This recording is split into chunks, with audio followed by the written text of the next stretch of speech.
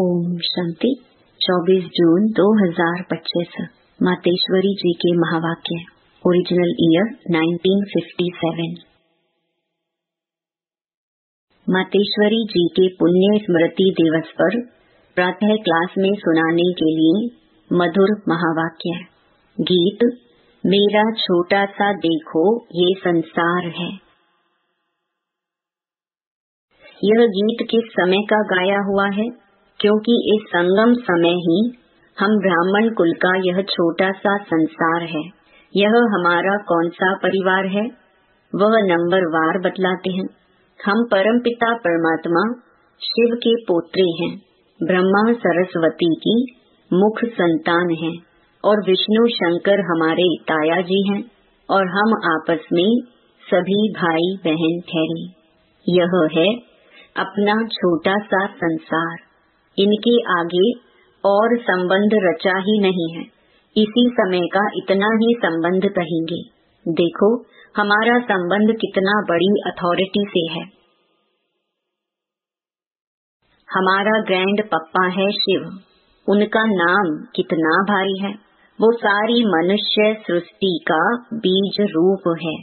सर्व आत्माओं का कल्याणकारी होने कारण उनको कहा जाता है हर हर भोलानाथ शिव महादेव। वो सारी सृष्टि का दुख हरता सुख करता है। उस द्वारा हमें सुख शांति पवित्रता का बड़ा हक मिलता है। शांति में फिर कोई कर्म बंधन का हिसाब किताब नहीं रहता, परंतु यह दोनों वस्तु पवित्रता के आधार पर रखते हैं। जब तक पिता की परवरिश का पूर्ण वर्षा ले, पिता से सर्टिफिकेट नहीं मिला है, तब तक वो वर्षा मिल नहीं सकता। देखो ब्रह्मा के ऊपर कितना बड़ा काम है। मलेच्छ 5 विकारों में मैली अपवित्र आत्माओं को गुलगुल बनाते हैं। जिस अलौकिक कार्य का उजूरा फिर सतयुग का पहला नंबर श्री कृष्ण पद मिलता है। अब देखो उस पिता के साथ तुम्हारा कैसा संबंध है, तो कितना बेफिक्र और खुश होना चाहिए। अब हर एक अपने दिल से पूछे कि हम उनके पूर्ण रीति हो चुके हैं। सोचना चाहिए कि जब परमात्मा बाप आया है तो उनसे हम कंप्लीट वर्षा ले लेंगे। स्टूडेंट का काम है संपूर्ण पुरुषार्थ कर स्कॉलरशिप लेना, तो हम पहला नंबर लॉटरी क्यों ना विन करें। यह है विजय माला में पिरोया जाना। बाकी कोई हैं जो 2 लड्डू पकड़कर बैठे हैं, यहाँ का भी हद का सुख लूं और वहाँ भी वैकुंठ में कुछ न कुछ सुख ले लेंगे। ऐसे विचारवान को मध्यम और कनिष्ठ पुरुषार्थी कहेंगे, ना कि सर्वोत्तम पुरुषार्थी। जब बाप देने में आनाकानी नहीं करता तो लेने वाले क्यों करते हैं। तब गुरु नानक ने कहा परमात्मा तो दाता है, समर्थ है, मगर आत्माओं को लेने की भी ताकत नहीं। कहावत है देंदा दे लेंदा थक पावे। देने वाला देता है लेकिन लेने वाला थक जाता है। आपके दिल में आता होगा हम क्यों नहीं चाहेंगे कि हम भी यह पद पाएं, परंतु देखो बाबा कितनी मेहनत करता है, फिर भी माया कितना विघ्न डालती है। क्यों? अब माया का राज्य समाप्त होने वाला है। अब माया ने सारा सार निकाल दिया है, तब ही परमात्मा आता है। उसमें सब रस समाया हुआ है, उनसे सभी संबंधों की रचना मिलती है, तब ही त्वमेव माता च पिता आदि यह महिमा उस परमात्मा की गाई हुई है। तो बलिहारी इस समय की है जो ऐसा संबंध हुआ है। तो परमात्मा के साथ इतना संपूर्ण संबंध जोड़ना है जो 21 जन्मों के लिए सुख प्राप्त हो जाए। यह है पुरुषार्थ की सिद्धि। परंतु 21 जन्म का नाम सुन ठंडे मत पड़ जाना। ऐसे नहीं सोचना कि 21 जन्मों के लिए इतना इस समय पुरुषार्थ भी करें, फिर भी 21 जन्मों के बाद गिरना ही है तो सिद्धि क्या हुई। परंतु ड्रामा के अंदर आत्माओं की जितनी सर्वोत्तम सिद्धि मुकर्रर है वो तो मिलेगी ना। बाप आकर के हमें संपूर्ण स्टेज पर पहुंचा देता है, परंतु हम बच्चे बाबा को भूल जाते हैं तो जरूर गिरेंगे। इसमें बाप का कोई दोष नहीं है। अब कमी हुई तो हम बच्चों की। सत्युग त्रेता का सारा सुख इस जन्म के पुरुषार्थ पर आधार रखता है, तो क्यों ना संपूर्ण पुरुषार्थ कर अपना सर्वोत्तम पाठ बजाएं। क्यों ना पुरुषार्थ कर वह वर्षा लेवी। पुरुषार्थ मनुष्य सदा सुख के लिए ही करता है। सुख दुख से न्यारे होने के लिए कोई पुरुषार्थ नहीं करता। वो तो ड्रामा के अंत में परमात्मा आए सभी आत्माओं को सजा दे, पवित्र बनाए, पाठ से मुक्त करेंगे। यह तो परमात्मा का कार्य है। वो अपने मुकर्रर समय पर आपे ही आकर बताता है। अब जब आत्माओं को फिर भी पाठ में आना ही पड़ेगा तो क्यों ना सर्वोत्तम पाठ बजाएं। मनुष्य सृष्टि को सुखदायी बनाने वाला बाप जानता है कि मनुष्य सृष्टि सुखदायी कैसे बनेगी। जब तक आत्माएं स्वच्छ नहीं बनी हैं, तब तक संसार सुखदायी नहीं हो सकता है। इसीलिए वो आकर के पहले पहले आत्माओं को ही स्वच्छ बनाते हैं। अभी आत्मा को इम्प्योरिटी अस्वच्छता लगी है। पहले उस इम्प्योरिटी को निकालना है, फिर आत्मा के बल से हर चीज से उनकी तमो प्रधानता बदल करके सतो प्रधानता होगी, जिसको कहेंगे कि सभी गोल्डन एजेड में आ जाते हैं। तो यह तत्व आदि सब गोल्डन एजेड स्टेज में आ जाते हैं, परंतु पहले आत्मा की स्टेज बदलती है। तो आत्माओं को बदलाने वाला अर्थात आत्माओं को प्यूरिफाइड बनाने वाला फिर अथॉरिटी वो हो गया। तुम देखते हो ना कि अभी दुनिया बदलती जा रही है। पहले तो अपने को बदलना है। जब हम अपने को बदलेंगे तब उसके आधार से दुनिया बदलेगी। अगर अभी तक हमारे में फर्क नहीं आया है, अपने को ही नहीं बदला है, तो फिर दुनिया कैसे बदलेगी। इसीलिए अपनी जांच रोज करो। जैसे पोता मेल रखने वाले रात को अपना खाता देखते हैं ना कि आज क्या जमा हुआ, सब अपना हिसाब रखते हैं। तो यह भी अपना पोता मेल रखना है कि सारे दिन में हमारा कितना फायदा रहा, कितना नुकसान रहा। अगर नुकसान में कुछ ज्यादा गया तो फिर दूसरे दिन के लिए फिर खबरदार रहना है। इसी तरह से अपना अटेंशन रखने से फिर हम फायदे में जाते जाते अपनी जो पोजीशन है उसको पकड़ते चलेंगे।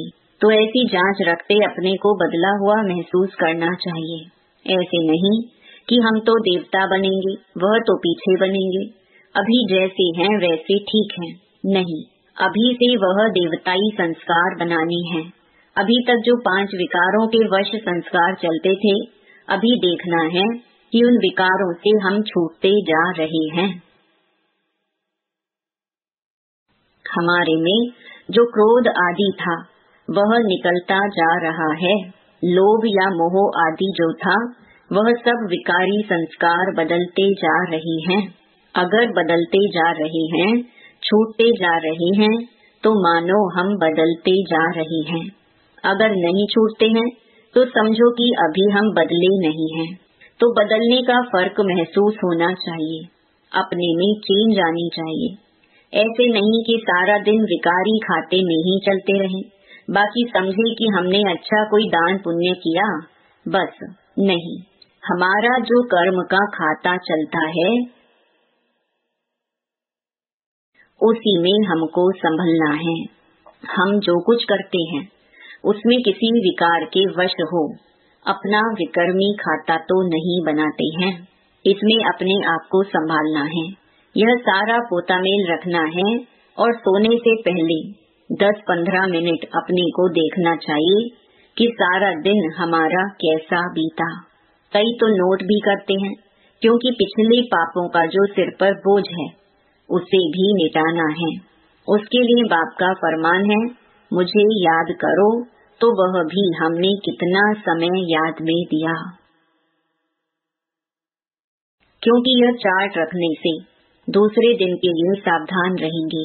ऐसे सावधान रहते रहते फिर सावधान हो जाएंगे, फिर हमारे कर्म अच्छे रहते चलेंगे और फिर ऐसा कोई पाप नहीं होगा।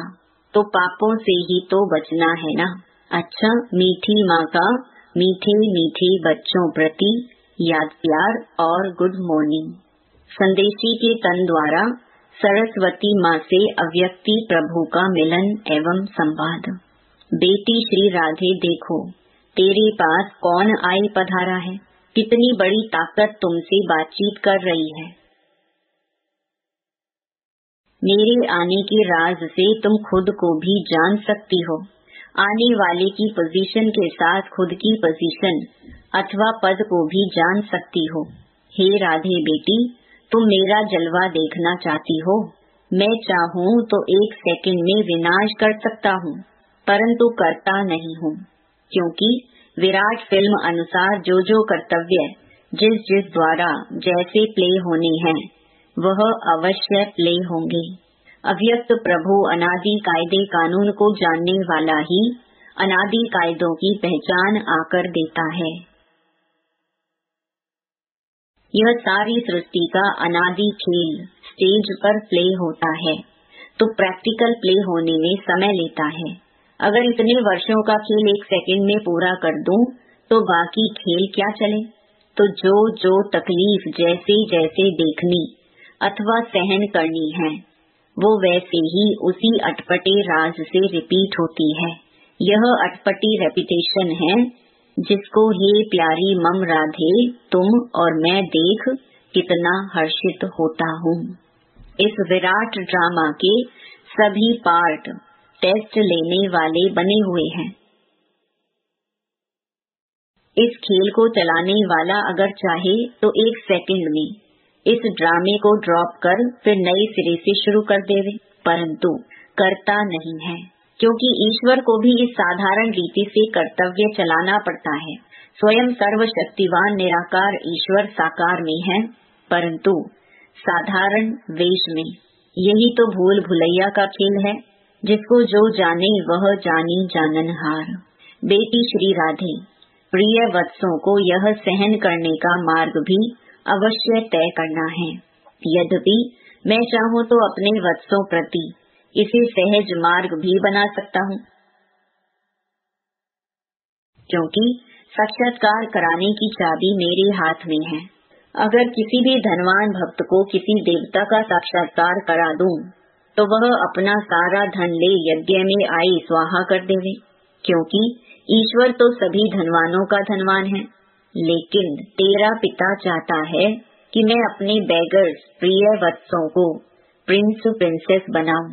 इसीलिए तुम यह सब सहन करने के बाद ही प्रिंस और प्रिंसेस जाई बनेंगी। पिता जानता है कि वत्सों को यह सहन करने का मार्ग अवश्य तय करना है, क्योंकि सहन करना यह ईश्वरीय व दैवी गुण है, जिसमें ही खुशी समाई हुई है। इस गुण से ईश्वरीय सुख महसूस होता है। सहन करते भी तुम कितनी मौज मनाते हो, यही गोपनीय ज्ञान है। ऐसा अनासक्त योगी ही स्थायी सुख को प्राप्त करता है। अभी तो परीक्षाओं का समय नजदीक आ पहुंचा है। हर एक वत्स आने वाली परीक्षाओं को इन एडवांस सामने रख उस अभ्यास में चलता चले। भल कोई भी वत्स को खान पान इत्यादि ना मिले, परंतु खुद बेपरवाह बादशाह हो उपस्थित हो। ऐसी अपनी सुंदर अवस्था बहुत समय से लेकर धारण करनी है। अगर कोई समझता है कि उस समय आपे ही चल जाऊंगा, यह समझ बैठना अपने को धोखा देना है। इसीलिए पहले से ही सावधान हो रहना है। मेरे अति प्रिय वत्स याद में तो बैठते हैं, परंतु अभी तक उस लाइट का तेज मेरे वतन तक नहीं पहुंचता है। हर एक जब लाइट स्वरूप हो उपस्थित होंगे, तो उनके योग का तेज मेरे वतन में आएगा। तब ही उन हर एक की संपूर्ण लाइट उन्हों में प्रवेश होगी। उस समय ही फिर शक्तियों की महिमा निकलेगी। तो हर एक को अपने निश्चय में स्थिरियम रहना है, जो मैं भी अगर उतारूं तो भी उतर ना सके। हे शिरोमणि शक्ति राधे, शक्तियों को ज्ञान निष्ठा बल में और मुख से ज्ञान मुरली बजाने में तैयार रहना चाहिए। तुम्हें अपनी एकरस ईश्वरीय दृष्टि से हरे को निहाल कर अपने मधुर वीणा से पहचान देनी है कि मैं कौन हूँ और मेरा पिता कौन है। कैसे ब्रह्मा में भगवान प्रत्यक्ष हुआ है, जो इस अंत के समय डेविल वर्ल्ड को खलास कर अपने निज देश डेटी वर्ल्ड में जा रहा है। हे राधे बेटी, जब हरे की अवस्था दीपक की ललाट सदृश स्थैर्यम रहेगी, तब सूक्ष्म अंतः प्रेरणाओं को पकड़कर अपना कार्य संपूर्ण रीति से सिद्ध कर सकेंगी। जितनी ज्ञान अनुसार अवस्था होगी, उतना ही प्रेरणाओं को पकड़ सकेंगी। जितना उस अवस्था में लगातार रहेंगे, उतना संपूर्ण प्रेरणाएं टच हो सकेंगी। ओहो बेटी राधे, मेरा स्वरूप तो देखो। क्या वत्स मेरे स्वरूप को नहीं देख सकते कि कैसे अखंड ज्योति तत्व से आकर मैं साक्षात प्रवेश हो आए बात करता हूँ। मेरे द्वारा ही ये सब साक्षात्कार होते हैं, क्योंकि मैं ही सभी का मूल समूह हूँ। देखो, प्रकृति के बीच में चमकती है ज्ञान लाइट। वत्स, सिर्फ यह विचार करो कि जिसको सारी सृष्टि पुकार रही है, वह स्वयं सर्वशक्तिवान ईश्वर यज्ञ में हम वत्सों के सम्मुख आए पधारा है। उसकी शीतल गोद में बैठने से हृदय शांत हो जाता है। अगर रचना को रचने वाला मिल गया, तो फिर उसको छोड़ उसकी रचना में क्यों जाऊं? हाईएस्ट में हाईएस्ट अथॉरिटी, सर्व ताकत का खुद मालिक, जिससे सर्व ताकतें प्रकट हुई हैं, उस पहचान में आ गए तो फिर यह गोद छोड़ना असंभव हो जाएगा। जब दी क्रिएटर की पहचान आ जावे, तब तो समझें कि यह कौन है। समझा शिरोमणि राधे? अच्छा, वरदान। सदा अतीन्द्रिय सुख के झूले में झूलने वाले, संगम युग की सर्व अलौकिक प्राप्तियों से संपन्न भव। जो बच्चे अलौकिक प्राप्तियों से सदा संपन्न हैं, वो अतीन्द्रिय सुख के झूले में झूलते रहते हैं। जैसे जो लाडले बच्चे होते हैं, उनको झूले में झुलाते हैं, ऐसे सर्व प्राप्ति संपन्न ब्राह्मणों का झूला अतीन्द्रिय सुख का झूला है। इसी झूले में सदा झूलते रहो, कभी भी देह अभिमान में नहीं आना। जो झूले से उतरकर धरती पर पांव रखते हैं, वो मैले हो जाते हैं। ऊंच से ऊंच बाप के स्वच्छ बच्चे सदा अति इंद्रिय सुख के झूले में झूलते मिट्टी में पांव नहीं रख सकते। स्लोगन: मैं त्यागी हूँ, इस अभिमान का त्याग ही सच्चा त्याग है। अव्यक्त इशारे: आत्मिक स्थिति में रहने का अभ्यास करो, अंतर्मुखी बनो। जब स्वयं को अकाल मूर्त आत्मा समझेंगे, तब अकाले मृत्यु से, अकाल से, सर्व समस्याओं से बच सकेंगे। मानसिक चिंताएं, मानसिक परिस्थितियों को हटाने का एक ही साधन है, अपने इस पुराने शरीर के भान को मिटाना। देह अभिमान को मिटाने से सर्व परिस्थितियां मिट जाएंगी। ओम शांति।